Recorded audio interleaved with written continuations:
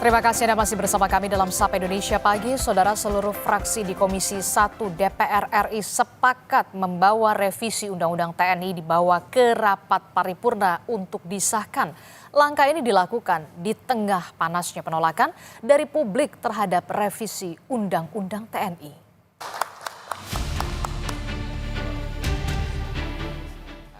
Seluruh fraksi di Komisi 1 DPR RI sepakat membawa rancangan Undang-Undang TNI ke rapat paripurna untuk disahkan. Kesepakatan ini diambil dalam rapat pleno rancangan Undang-Undang TNI antara Komisi 1 DPR RI dan pemerintah.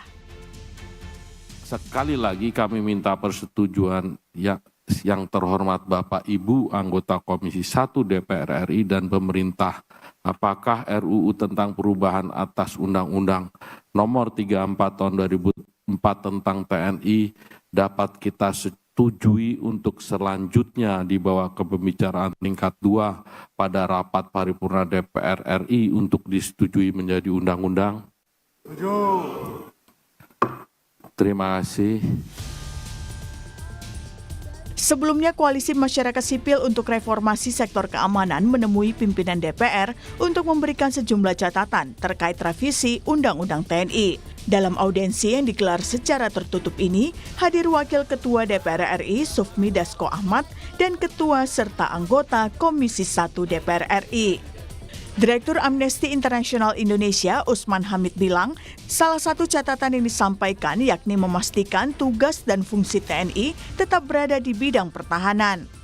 Pasal 39 bahwa TNI dilarang berbisnis, dilarang berpolitik praktis. Juga pasal 47 tadi Pak Anton Soekartono menegaskan kembali harus mengundurkan diri atau pensiun dini untuk jabatan-jabatan sipil yang tidak dikecualikan di dalam undang-undang.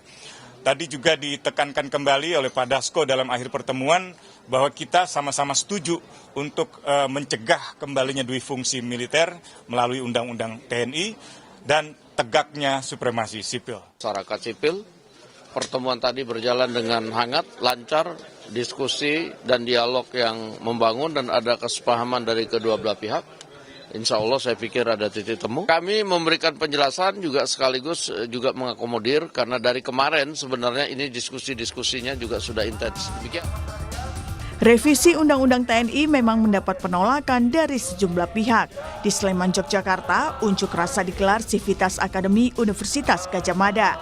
Demo mendesak DPR menghentikan pembahasan revisi Undang-Undang TNI karena khawatir mengembalikan praktik dui fungsi TNI yang bertentangan dengan semangat reformasi. Tolak revisi UU TNI, ya, terus kemudian yang kedua adalah kembalikan fungsi TNI, ya, kembali tidak menjadi sipil, tidak menjadi sipil. Terus kemudian yang ketiga adalah reformasi sendiri di tubuh TNI. Jika ini memang di TNI sendiri merasa bisa mengurus yang lain, itu kita tolak itu, urusi saja TNI sendiri.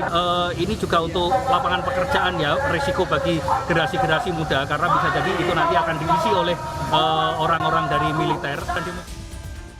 Revisi Undang-Undang Nomor 34 Tahun 2004 tentang TNI akan dibawa ke paripurna DPR RI pada 20 Maret 2025.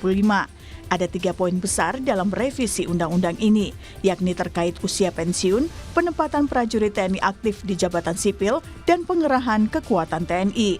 Tim Liputan, Kompas TV.